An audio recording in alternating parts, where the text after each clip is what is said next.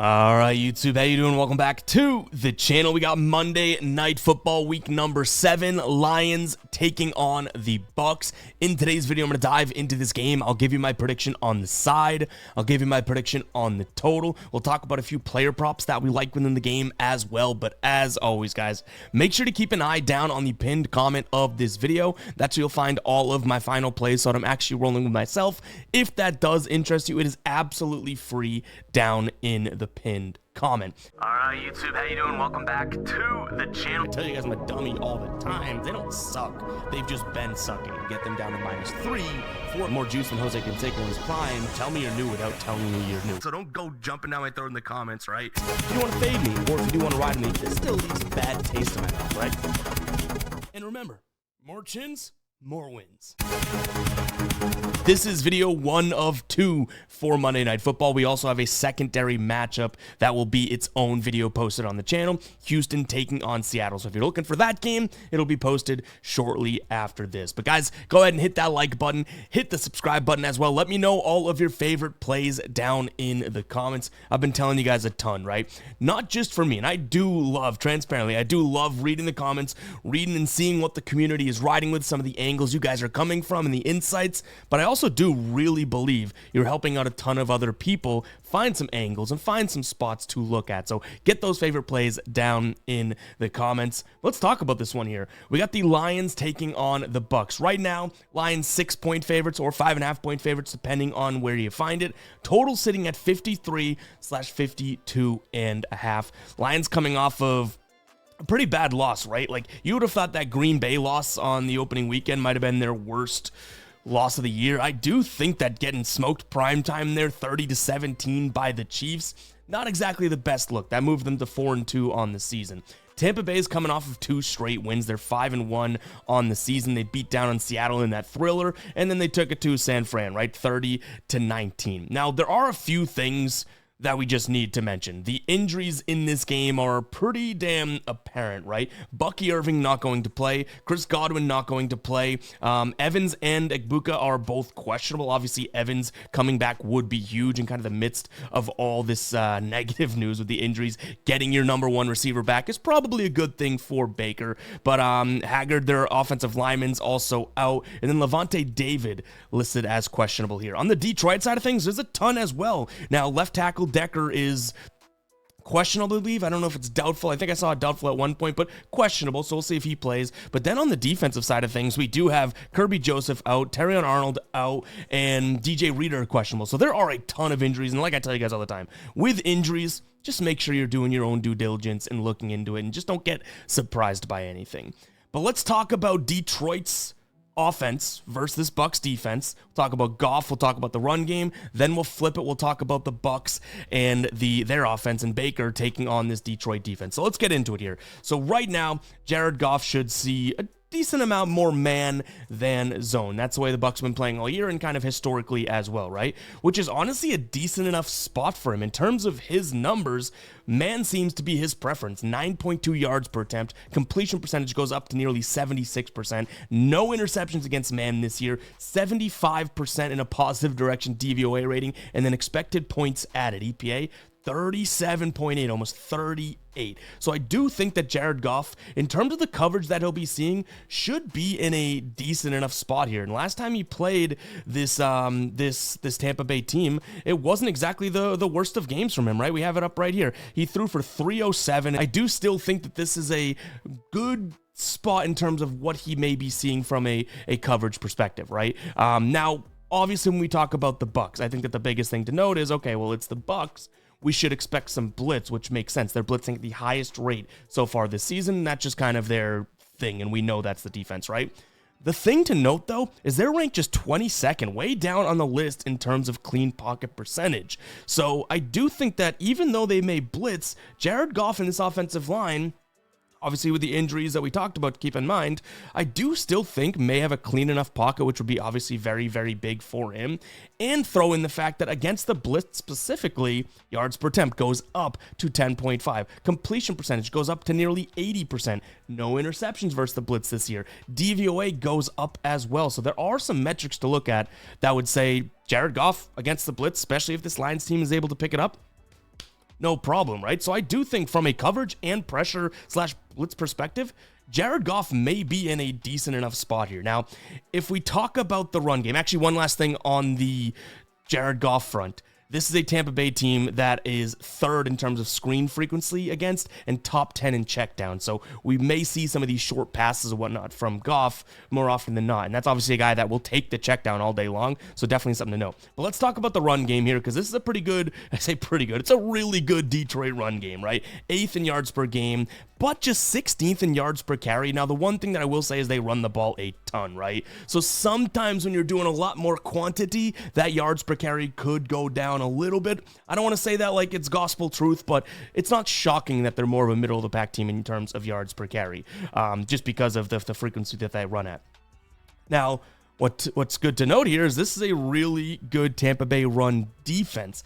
5th in yards per game, 5th in yards per carry, 6th in terms of DVOA versus the run game. So I do think that, maybe, just maybe, though this is such a dynamic and really good backfield with Gibbs, Monty, and all that, and really well coached, they could have some issues because Detroit also runs 2 schemes out of the 3 that we like to look at. They run a lot of man. Well, guess what? 3rd best in terms of yards per carry are the Tampa Bay Bucks against that running scheme. 7th in terms of EPA, 3rd best success rate, 3rd best in terms of explosive run. Now, the Lions also run a lot of outside zone. You might be sitting there being like, okay, that's their opportunity, because at first glance, this Tampa Bay team ranks just middle of the pack. I think it's literally like 16th or 18th or something like that against the outside zone. The problem is you get past that yards per carry, right? And all of a sudden, top 5 run defense in, EPA, DVOA, success rate, all that. So I don't necessarily want to sit here and say that this Detroit run game, as good as it is going to have a good game whatsoever. It seems like a really, really, really tough matchup. Now, the one caveat, and I do think that is worth acknowledging, is that this is a really good Bucs defense, I get it, but like realistically, we're talking man, we're talking outside zone, like these Detroit Lions run that better than a lot of teams out there. So even though it looks like a really big stalemate type matchup on paper, talent can rise to the top plenty. So I don't want to totally count it out, but like I said, I'm not going to sit here and tell you that it's a good spot whatsoever for this Lions run game. Jared Goff, yes, I think Jared Goff can move the ball. I think that he'll have, kind of the game in his hands in terms of how they're going to move the ball down the field and game script and whatnot. I don't necessarily want to sit here and say that this is a great look for the Lions run game. All right, real quick, before we move on, guys, I want to talk to you about Epic Fantasy. If you have not checked it out yet, you are missing out on one of the better new DFS player prop apps out there. Better payouts than a lot of the competitors, and they have a really, really cool feature called the Fatum section. We'll jump in right here. You can see it right here. You can go through and look at other players and take the other side. Say you think Jared knows nothing about football, right? You could go ahead and fade his plays or her plays, and all you have to do is get one right. So if we looked at this one, right, 3 plays, all you have to do is get one right on your side, and you do end up getting paid out. Really, really cool. And by the way, yeah, we're on the desktop client version. This is absolutely a must. So clean, so easy. If we wanted to go and find that, say we did want Baker's rush yards, right? Okay, you could look around, not available yet. What about passing rush yards? Baker. Pass yards for Jared Goff. Receptions, we talked about, Gibbs, right? Really, really clean, guys. Not a lot of these apps offered on the desktop. It's a huge plus in my book. Go ahead and check it out. Again, that's Epic Fantasy. Link down below in the description, as well as the pinned comment. You get a $50 match as well upon sign up. Use code GUYBOSTON. Check it out. That link will be down below in the description, as well as the pinned comment. Game. Let's flip it over now, all right? We're going to look at this Baker Mayfield-led Bucs offense, and obviously all the injuries are worth considering, but we're going to look at it a couple different ways, because overall, Baker's been absolutely amazing. And you can't really say too much about him, right? Or too little about him. Anything that you want to say offensively, he's done it. He's looked amazing. Even with the injuries, he's pulled them all out. But this may be the most banged up version of their offense that they've had in quite some time. So I do think that, giving him his flowers in terms of how good they've been is one way to look at it. The second way is really digging into this new look offense. Now, they've scored 30 plus points in the last couple weeks, so that's great, but we're going to see a ton of man out of this Detroit team, and that isn't exactly what Baker likes to see, right? Baker Mayfield, his attempts, his yards, his yard percent, completion percentage, interception rate, DVOA, EPA, that all goes down or gets worse against man. He's also going to see a ton of blitz and a ton of pressure. Well, guess what? His numbers drop against the blitz. His numbers drop against the pressure. So I don't think this is a great spot for Baker Mayfield from a passing perspective. He also didn't have the best game against them last time that they ended up going up against one another, which was September of last year, obviously a long time ago. But Baker was 12 of 19, 185, threw for 1 tutty and 1 interception. What I will say, and he did run the ball really well, 5 attempts, 34 yards, and a rushing touchdown with a long of 12 against them last year. That could be something that we take a peek at again. Baker Mayfield, I just mentioned how he's going to see man and he's going to be pressured. Well, guess what? His scramble percentage goes up against man. His scramble percentage goes up a lot against pressure. And you say when it's man and pressure, you marry those two, his scramble percentage jumps to like 12%, which is a decent amount. So I do think that Baker Mayfield, we'll get to the player props in a little bit, but Baker Mayfield may be able to make some things happen with his legs, but I don't necessarily know if the coverage or the passing perspective is like the best matchup he's seen all year. Gets Mike Evans back, I get it, but if Ibuka doesn't play, or, we already know Godwin's out, they don't have Bucky Irving to kind of dominate the ground game. Could be a tough-ish spot for Baker here in this spot. We just mentioned him running. We mentioned the ground game. Let's talk about that Tampa Bay rushing game, because Rachaad White is now the obviously the number one back with Bucky Irving being out. Looking at the splits for their running schematics for the season, it's going to look like they do a lot of man running, man/duo, which is the case for the season long, but in the last couple weeks, Bucky Irving being out, Rachaad White taking over, it's actually been a lot more outside zone, which is a good thing, I guess, for Tampa Bay, because that's actually one of the only schemes that the Lions struggle. And I use quotes here because it's like they don't struggle against this scheme, but that's their worst scheme. They're really, really good against the inside zone, really good against man-to-man running schemes, not exactly the best against outside zone. So again, I'm not trying to sit here and be like they're bad at that, but just ultimately that's not their best lane. Now, it's still a top 10 rushing defense overall, so yeah, let's take it with a grain of salt. Overall, I do think in terms of, where we're going to lean from a spread perspective is towards the Lions. I think it's a tough game for Baker, injuries included, but even still tough for him overall. Man, in the pressure, this coverage and the pressure rate just doesn't really jive to me. The run game, if it was Bucky Irving, maybe. I think he's a little bit more talented, more explosive than Rachaad White, even though White looked okay even last week, right? He had, 65 yards and a tutty. I just don't see the offense flowing like it has. Now, that said, this Baker-led Bucs team, how many times am I going to say it in the video, just seems to get things done, right? And seems to make things happen. But playing against San Francisco, Seattle, the Jets, Houston, Atlanta, these teams they beat, I think Detroit's a little bit better than those teams. I think everyone would agree, right? The only loss they have was against Philadelphia, a better team. So I do think that the Lions are probably the side I'd look at. I'd want to make sure I get this at 5.5 or 5, not the 6, because those are out there. Is 6 the worst number? Not necessarily. It's not like a 7.5 or something like that, but still, the lower number, obviously, the better. From a total perspective, this is where it gets a little dicey. I'll sound the psycho alert alarm. I kind of like Tampa Bay's team total under. I do. I think that this is a defense that, like I said, Baker Mayfield, it's almost like the worst of the worst in terms of what he's seeing. And right now, from their points scored perspective, you can get them at like under 27.5 for decent enough odds. I just don't necessarily hate that, right? Last time they played, they scored 20 points. They did win the game, though. I should note that, right? They did win the game.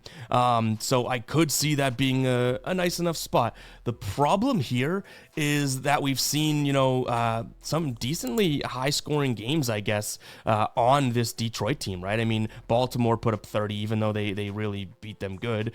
Kansas City put up 30, 24 from Cincinnati, right? Like, there is 27 from Green Bay week 1. Like, there is a chance that I'm overhyping this defense and looking too much into the nitty-gritty and overthinking it. But I do think from a total perspective, I like the under in Tampa Bay's team total, which, again, they've only gone under that line like 2 times this season, which is kind of crazy. But guys, let's go ahead and talk about some player prop spots now. Again, what I'm leaning towards in terms of the side in total would be Lions minus the 5.5, and then a potential look at a Bucs team total under.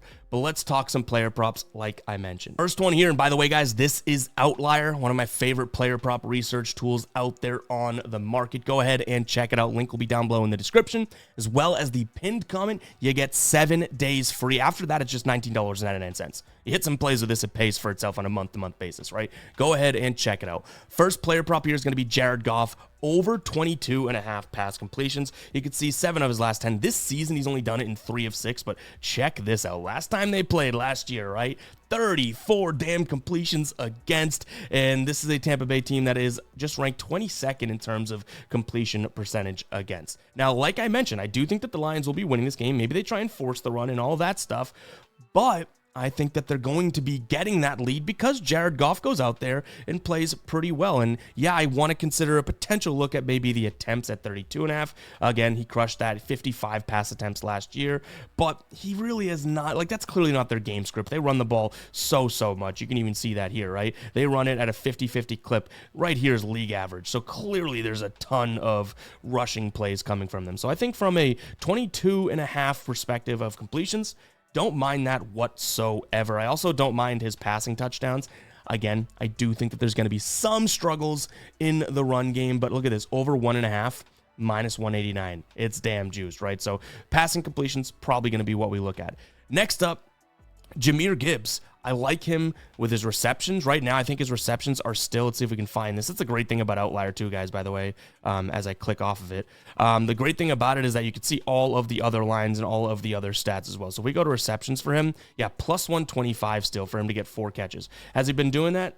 No, not necessarily. Last year, he did have 7 against Tampa Bay. Not for many yards, which is funny because I also don't mind his receiving yards, FYI. He only had 22 last year on 7 catches, but I kind of like him. I think he can get 22.5 this right now, yeah, for minus 125. Remember when I said screen passes and checkdowns are going to be something that we see a ton of against this Bucs defense, just, you know, on the season and probably what we'll expect from the Lions? I think that checks out for Gibbs. Now, they don't run a ton of screen passes. I think they're like towards the bottom of the league, but Jared Goff does pass the check down a ton, and Jahmyr Gibbs, I do think, will be someone that kind of benefits from that. On that same line, Sam Laporta, over 4.5 catches for plus money. If this turns into minus money, I would probably just pivot to his yards. I think it's a decent enough spot. You can see last year did not do much against them whatsoever. And, you know, even tight ends have had some decent enough games against them. But again, the receptions for the plus money is probably what I look at. Tongas hit it. You have A.J. Barner hit it. Dallas Goedert, Mason Taylor, they all hit their overs against it. So I think it could be a good enough spot. And again, Sam Laporta, another sort of name that I'm at least aiming at in terms of that check down mindset. Now, we already talked about this. Baker Mayfield, I like him to rush for 20 yards. Against the man defense, against the pressure, looks really good. Last year, he had 34 rushes against them. We already mentioned that. This year, hasn't done it in 3 weeks, but the 3 prior, he really did. This could be a spot in which, yeah, he gets pressured and he has to take off, right? Does he do it with his arm this week? I mean, to prove me wrong, maybe. He's been proving a lot of people wrong his literally entire career. So I get it, but I think that Baker Mayfield, 20 yards on the ground is not all that much to ask for. And we're getting it at a good time. You can see it's opened at 20.5, went to 20.5, went to 19.5. Okay, we missed it, right? Boom, back to 20.5. And then just now, back down to 19.5. So we're getting it at a good number for near even odds over on FD. So those are going to be the player props that I'm liking in this spot. Again, just to recap the whole video, I like the Lions side. I think their defense plays well to keep that Bucs team suppressed. I like Jared Goff's completions. It's probably player prop number 1. Then I like Baker rushing. Then I'd say Gibbs receiving and Laporta receiving as well. All of those lanes. So a ton of potential plays here. But like I always tell you guys, keep an eye down on the final plays, guys. That will show you what I'm rolling with. If you do want to ride with me, if you want to fade me, all that good stuff. Really do appreciate everyone tuning in. And we'll catch you guys in the next one, all right? Peace out.